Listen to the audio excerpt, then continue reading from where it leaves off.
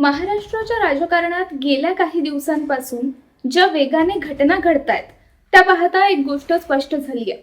राजकारणात कायमचा मित्र नसतो आणि कायमचा शत्रूही नसतो. एका बाजूला शिवसेना ठाकरे गटाला तब्बल 6 खासदारांच्या बंडखोरीचा जबरदस्त धक्का बसतो आणि दुसऱ्या बाजूला अनेक वर्षांपासून एकमेकांवर जहरी टीका करणारे उद्धव ठाकरे आणि देवेंद्र फडणवीस अचानक एकाच विमानात एकत्र प्रवास करताना दिसतात. फक्त एकाच विमानात नाही तर दोघांची समोरासमोर भेट होते, हस्तांदोलन होतं, एकमेकांची विचारपूस होते आणि त्यानंतर महाराष्ट्राच्या राजकारणात नव्या चर्चांना अक्षरशः उधाण येतं. मग प्रश्न असा निर्माण होतो, हा केवळ योगायोग होता की पडद्यामागे काही मोठं राजकीय शिस्त आहे?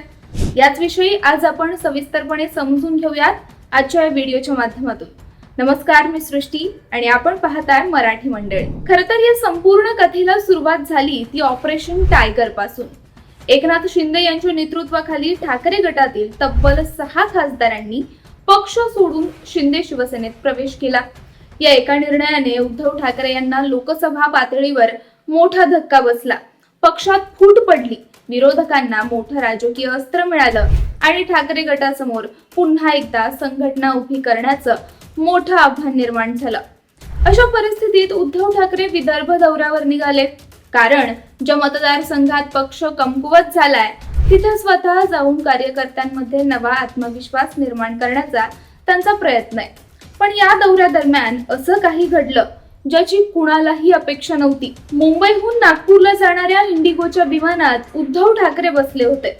त्यांच्यासोबत आदित्य ठाकरे, संजय राऊत आणि ठाकरे गटाचे अनेक नेते उपस्थित होते आणि योगायोगाने त्याच विमानात मुख्यमंत्री देवेंद्र फडणवीसही प्रवास करत होते. दोन्ही नेते समोरासमोर आले.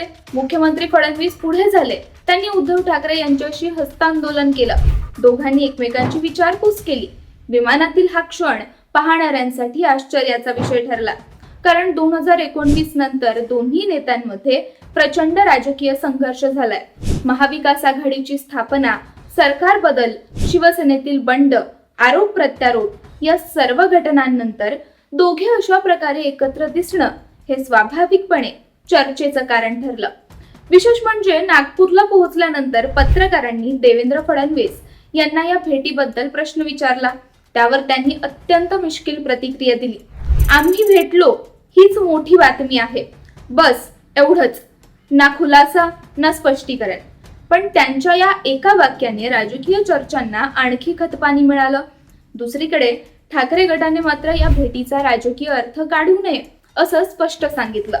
सुषमा अंधारे यांनी सांगितलं, उद्धव ठाकरे यांचा विदर्भ दौरा आधीपासून निश्चित होता.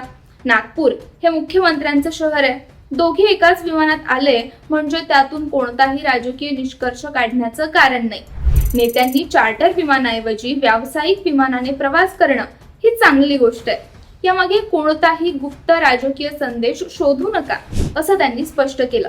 पण राजकारणात एक गोष्ट नेहमी लक्षात ठेवावी लागते, जिथे स्पष्टीकरण द्यावं लागतं तिथे चर्चाही मोठ्या प्रमाणात सुरू असतात. आणि म्हणूनच या भेटीची चर्चा एवढी वाढली कारण वेळही तशीच होती.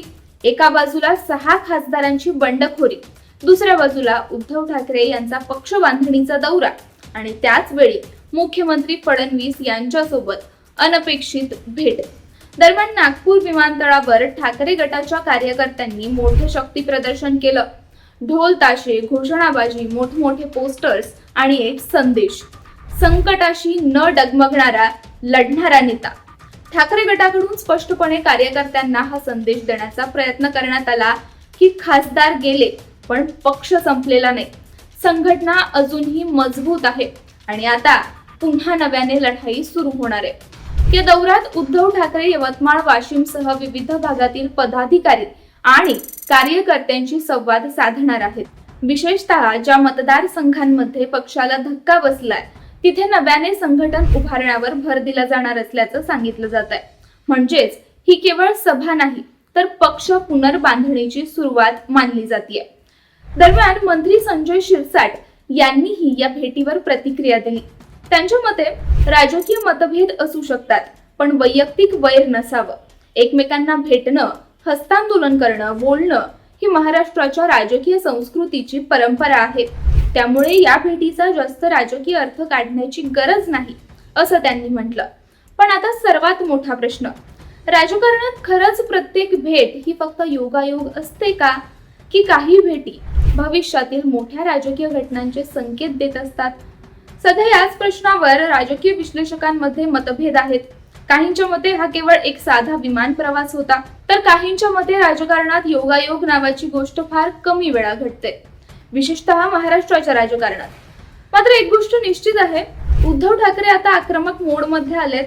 बंडखोर खासदारांच्या मतदारसंघात ते स्वतः जाणार आहेत, कार्यकर्त्यांना पुन्हा उभं करणार आहेत आणि 2029च्या लढाईची तयारी आतापासूनच सुरू करणार आहेत. दुसरीकडे महायुती ही आपलं राजकीय संख्याबळ वाढवण्याच्या रणनीतीवर काम करतेय.